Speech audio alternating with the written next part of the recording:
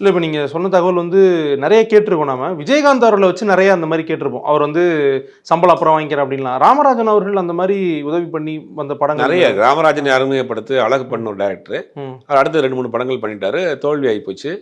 என்ன பண்ணலான்னு தெரியல. அவர் ராமராஜன் உச்சத்துல இருக்கிறாரு. ம். கரகாட்டக்காரன்லாம் ஓடி பிச்சுக்கிட்டு ஓடி ம். சூப்பர் டூப்பர் ஹிட்ல இருக்கிறாரு.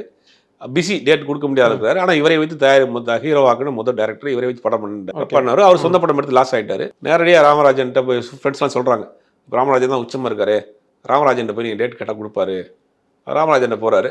என்ன சார்ன்னு கேட்குறாரு. இந்த மாதிரி லாஸ் ஆயிடுச்சு படம் எடுத்து. நஷ்டமா இருக்கு. எனக்கு சிக்கலா இருக்கு. டேட் வேணும்னு ஃபுல்லா இருக்கு அவருக்கு. அப்ப சொல்ல முடியாது.